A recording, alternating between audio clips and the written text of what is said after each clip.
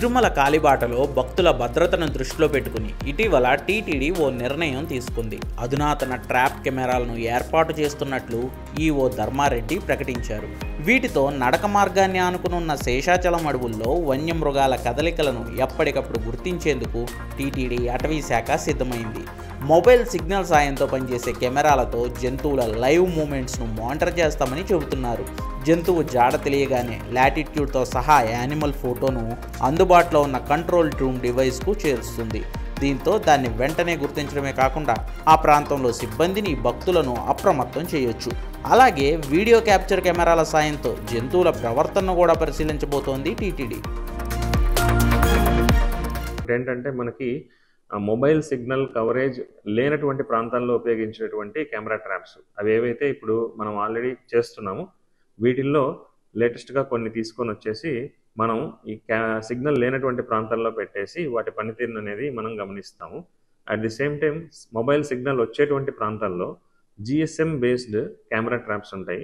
అవి ఏంటంటే GSM సిగ్నల్ని base చేసుకొని 4G ఆర్ 5G నెట్వర్క్తో పనిచేస్తూ మనకేంటంటే రియల్ టైమ్ అలర్ట్స్ అంటే థర్మల్ ఇమేజ్ని బేస్ చేసుకొని అక్కడ ఏదైనా యానిమల్ మూమెంట్ ఉంది అంటే మనకి ఇమీడియట్గా వాటికి సంబంధించిన అలర్ట్ వచ్చేటువంటివి కూడా ఉన్నాయి.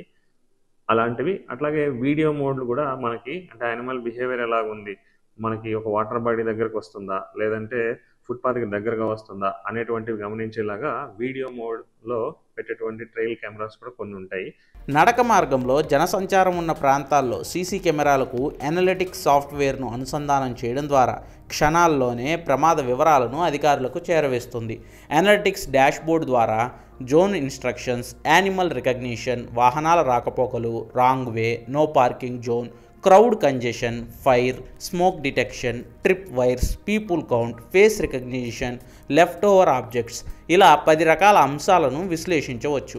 వన్యప్రాణులు నడక మార్గంలోని సీసీ కెమెరాలు ఉన్న ప్రాంతంలోకి రాగానే వాటిని గుర్తించి అనలిటిక్స్ డాష్బోర్డ్కు సందేశాన్ని ఈ సాఫ్ట్వేర్ పంపిస్తుందని Tirupati wild life DFO Satish Reddy చెబుతున్నారు. మానిటరింగ్ సెల్ పెట్టేసి ఈ కెమెరా ట్రాప్స్ నుంచి వచ్చేటువంటి ఇన్ఫర్మేషన్ అలాగే సీసీటీవీ ఫుటేజ్ ఏదైతే టీటీడీ వాళ్ళు కూడా టెండర్స్ పిలిచి చేస్తున్నారో అది కూడా మనకి ఫిబ్రవరి టైంకి రెడీ అవుతుంది. ఫిబ్రవరి ఎండ్ టైంకి మొత్తం ఎంటైర్ ఫుట్పాత్ ఏరియా అంతా కూడా సీసీ కెమెరా ఫుటేజ్లో కవర్ అవుతుంది.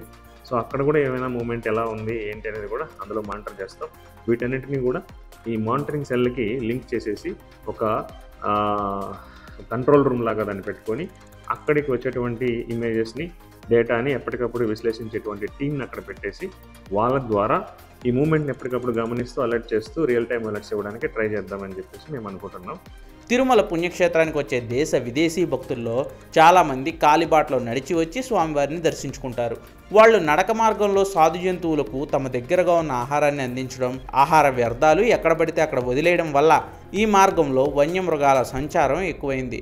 కొన్ని నెలల క్రితం తిరుమల కాలిబాట మార్గంలో కౌశిక్ అనే బాలుడిపై దాడి చేసిన చిరుత తీవ్రంగా గాయపరిచింది. ఇది జరిగిన నెల రోజుల వ్యవధిలోనే లక్షిత అనే బాలికపై చిరుత దాడి చేసి చంపేయడం తిరుమలలో కలకలం రేపింది. దీంతో కాలిబాట మార్గంలో భక్తుల భద్రతపై ఆందోళన నెలకొంది. ట్రాప్ కెమెరాలతో కొన్ని చిరుతలను బంధించినప్పటికీ భక్తుల్లో భయం అలానే కొనసాగుతూ ఉంది. అందుకోసమే టీటీడీ ఎప్పటికప్పుడు ఇలాంటి చర్యలు తీసుకుంటుంది. ట్రాప్ కెమెరాల ఏర్పాటు ద్వారా ఎంతవరకు ఇవి ఫలితాన్ని ఇస్తాయో చూడాలి.